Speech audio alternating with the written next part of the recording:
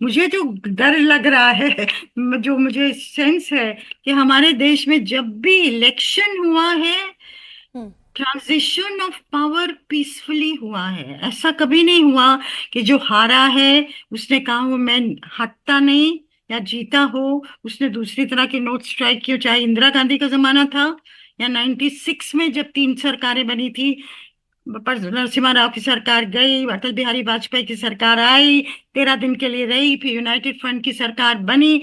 सब smoothly peacefully transition होते रहे हैं। तो इस बार तो मुझे लग रहा है बंगाल में हो क्या रहा है, क्या स्मूथ ट्रांजिशन होगा? नहीं, अभिषेक बैनर्जी जो बयान दे रहे हैं नीरजा जी, वो भी बड़ा हैरान कर देने वाला बयान है। वो ये कह रहे हैं कि ये जो गुजराती हैं, ये जो ज्ञानेश कुमार हैं, उनके 10 जन्म भी उन्हें लग जाएंगे, लेकिन वो डायमंड हार्बर मॉडल को उसमें सींध नहीं लगा पाएंगे। और फिर चुनौती भी दे रहे हैं कि दिल्ली से अपने सबसे मजबूत उम्मीदवार को भी अगर लेकर आना है तो जरा डायमंड हार्बर में लाकर खड़ा करो, फाल्ता में लाकर खड़ा करो, मैं बताऊंगा चुनाव कौन जीतता है। खैर, वो भाषा जो बोल रहे हैं वो देखिए, ज्ञानेश कुमार और सी के बारे में काफी स्ट्रॉन्ग फीलिंग्स रही हैं बंगाल में। कई लोगों का ये मानना था कि election Mamata Banerjee versus EC हो गया है, क्योंकि सर को लेके जो नाराजगी थी, और फिर जो 27 लाख, एक तो 91 लाख लोगों का निकलना, फिर 27 लाख ना वोट कर पाना, ये बड़ी चीजें रही हैं।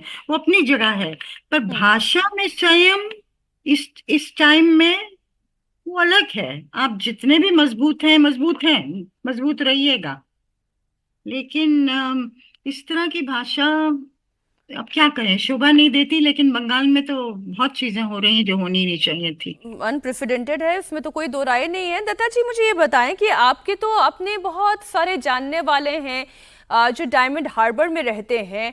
आपके पास क्या इंफॉर्मेशन आ रही है? जो तस्वीरें हम देख रहे हैं, क्या यही वो तस्वीरें हैं या स्थिति इससे ज्यादा गंभीर और इससे ज्यादा पेचीदगी भरी है? इससे कई गुना ज्यादा पेचीदगी भरी है और ज्यादा गंभीर है। हाँ, पर यह जरूर है कि जिस तरह का सख्त रुख सेंट्रल पैरामिलिट्री फोर्सेस ने अपनाया है, तो उसके बाद डायमंड हार्बर के आसपास के इलाके में पहले से थोड़ा सा नियंत्रित हुआ है चीजें, और थोड़ा बेटर हुआ है। सवाल यहाँ पे यह है कि मॉडल कोई भी क्यों ना हो, पर ये डायमंड हार्बर मॉडल या जेके मॉडल अगर रक्त रंजित मॉडल है, अगर महिलाओं के बलात्कार के ऊपर आधारित है, फिर उसके साथ साथ कत्लेआम पे आधारित है, टोलाबाजी और रंगदारी और कटमानी के ऊपर आधारित है, तो लालत है ऐसे मॉडल पे और धिक्कार है इस तरह के मॉडल पे। आपको तो पेश करना चाहिए था एक सुशासन का मॉडल, आपको पेश करना चाहिए था एक गुड गवर्नेंस का मॉडल, आपको पेश करना चाहिए था भय मुक्त मॉडल। वो तो आप नहीं कर पाए। इस तरह के मॉडल का शाबाशी ले रहे हैं आप और गुणगान गा रहे हैं। मैं तो हैरान हूं कि अभी तक जहांगीर खान को डी फ्रेंचाइज क्यों नहीं किया गया, उसको निलंबित क्यों नहीं किया गया, और उसके शागिर के लोगों को अभी तक जेल में क्यों नहीं डाला गया है। चुनाव आयोग को तत्काल इस दिशा में कदम उठाने की आवश्यकता है। जब तक एक सख्ती से चीजें नहीं नहीं दत्ता किया सर, जाएगा मुझे और एक बात एक बताइए कठोर कि कदम नहीं दो उठाया दो तीन जाएगा, शब्दों का चीजें आपने नहीं अभी होंगी। जिक्र किया। मैंने मस्तान जो है वो क्या होता है इसी इलेक्शन में समझा। ये लुंगी वाहिनी क्या है इसी इलेक्शन में समझा। इस तरीके की भी वाहिनी होती है। अभी आपने कहा पाड़ा मॉडल। इसके अलावा आप ये जिस तरीके के मॉडल की आप बात करें, ये काम कैसे करता है? कैसे पता चल जाता है कि ये बीजेपी का वोटर है या टीएमसी का वोटर है? बहुत सारा तरीका होता है। इतर एक तरीका है जिसके माध्यम से पता चलता है कि बटन किसने दबाया है ईवीएम पे जाके।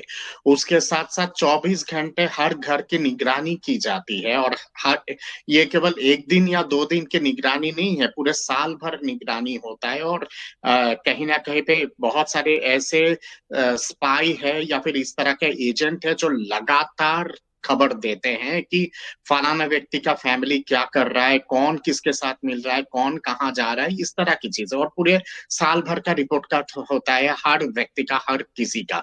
उसके साथ साथ हिंदुओं को जानबूझ के दहशत में फैला जाता है, डराया जाता है, धमकाया जाता है। माँ दुर्गा की मूर्तियों को खंडित किया जाता है, काली माँ की मूर्तियों को खंडित किया जाता है, कार्तिक जी की, माँ सरस्वती की, लक्ष्मी जी की प्रतिमाओं को खंडित किया जाता है। जब रामनवमी की जुलूस निकलती है या फिर हनुमान जयंती की जुलूस निकलती है तो उस पे बम फेंका जाता है। तो लगातार पूरा साल भर, सिलसिला भर ये सारी चीजें चलता है। उसके साथ साथ ये पारा के जितने सारे दादा है, मोहल्ले के जो छोटे छोटे सब मॉडल है, वो उन लोगों का काम ही होता है पूरा दिन भर इस तरह का दहशत फैलाना, कटमनी उठाना, वसूली करना और उसके साथ साथ टोलाबाजी करना। और उसके साथ इन लोगों को पाला जाता है, पोसा जाता है ऊपर के तरफ से, और ऊपर से ही पैसा आता है इन लोगों को इस तरह के काम करने के लिए।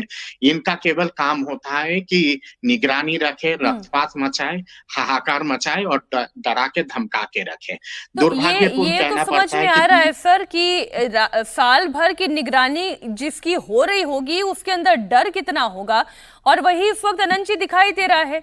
और फलता की डेमोग्राफी भी ऐसी है कि डेमोग्राफी की मैं बात करूं तो फलता का डराने वाला चेहरा ये जो जहांगीर खान की हम बात कर रहे हैं, अगर यहाँ पर फिर से चुनाव जो कि अब होने ही हैं, अब फिर से आप चुनाव भी करवा लें तो यहाँ की चाहे वो डेमोग्राफी हो या फिर वो जहांगीर हो या फिर अभिषेक बनर्जी का वो मॉडल हो, फिर तो ये डर हमेशा यहाँ पर बना रहेगा।